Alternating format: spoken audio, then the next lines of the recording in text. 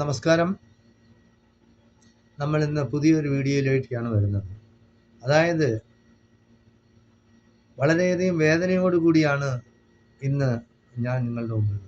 കാരണം ഇന്ത്യയിൽ ജനാധിപത്യം എന്ന് പറയുന്നത് ലോകത്തിലെ ഏറ്റവും വലിയ ജനാധിപത്യ രാജ്യമാണ് ഇന്ത്യ. ഈ ജനാധിപത്യ രാജ്യത്ത് ജനാധിപത്യം നിലനിൽക്കണമെങ്കിൽ നമ്മൾ ചെയ്യേണ്ട ചില കർത്തവ്യങ്ങളുണ്ട്. അത് നമ്മൾ നിറവേറ്റിയില്ലെങ്കിൽ നമ്മുടെ ജനാധിപത്യം അപകടത്തിലാവും. ഇപ്പോൾ ഇന്ത്യയിൽ ജനാധിപത്യം അപകടത്തിലായ സ്ഥിതിയിലാണ്. അതായത് ഇലക്ഷൻ കമ്മീഷനും ഇവിടുത്തെ ഭരണ സംവിധാനങ്ങളും മോഡിയുടെ സ്തുതിപാഠകരായി മാറിയിട്ട് തെരഞ്ഞെടുപ്പുകളെ അട്ടിമറിക്കുന്നത് എങ്ങനെയാണെന്ന് കാര്യകാരണ തെളിവ് സഹിതം രാഹുൽ ഗാന്ധി ഇന്നലെയും മെനഞ്ഞാന്നുമായിട്ടൊക്കെ ഈ സോഷ്യൽ മീഡിയയിലൂടെയും അല്ലാതെയും ജനങ്ങളെ ബോധ്യപ്പെടുത്തിക്കൊണ്ടിരിക്കുകയാണ്. ഇതൊന്നും കണ്ടില്ല എന്ന് നടിക്കരുത്.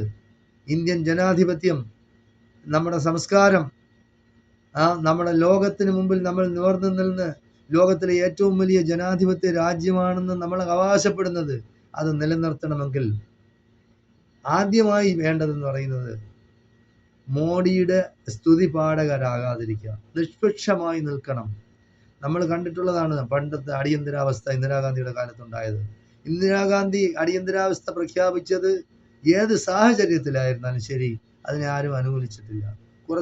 ആ സമയത്ത് കുറച്ച് ആളുകൾ അനുകൂലിച്ച് അല്ലാതെ പാർട്ടി ആയിരുന്നാലും ശരി, പാർട്ടി ഇല്ലാത്തവരായിരുന്നാലും ശരി അതിനെയൊന്നും ആരും അനുകൂലിച്ചിട്ടില്ല.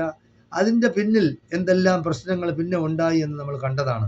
അപ്പോൾ അങ്ങനെ ഒരു സ്വേച്ഛാധിപത്യമായ ഭരണം ഇന്ത്യയിൽ ഉണ്ടാകാതിരിക്കണമെങ്കിൽ ആദ്യമായി മോഡി സ്തുതി നമ്മൾ നിർത്തണം.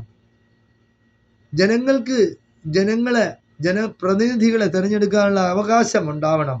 ആ അവകാശം നിലനിന്ന് കാണാനാണ് നിങ്ങളെല്ലാം ആഗ്രഹിക്കുന്നതെങ്കിൽ ആദ്യമായി നമ്മൾ രോഷാകുലരാകണം.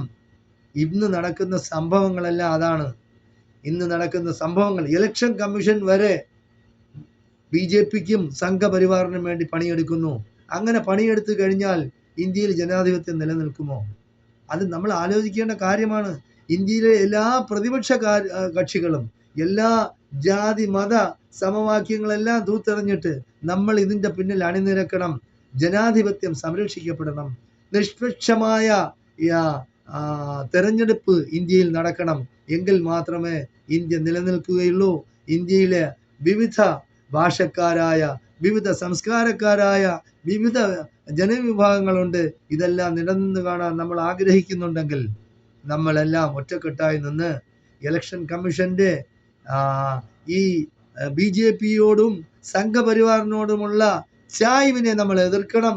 നമ്മൾ സ്വതന്ത്രമായി തെരഞ്ഞെടുപ്പ് ഇന്ത്യയിൽ നടക്കണം.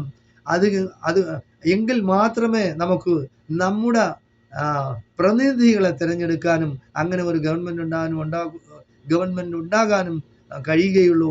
അത് നമ്മൾ മനസ്സിലാക്കി പ്രവർത്തിക്കണമെന്നും ഈ ഏകാധിപത്യപരമായ സംഘപരിവാർ BJP അജണ്ടയെ പൊളിക്കണമെന്നും ഞാൻ നിങ്ങളോട് ആവശ്യപ്പെടുകയാണ്. നമ്മൾ ഒത്തൊരുമിച്ച് പ്രവർത്തിക്കണം.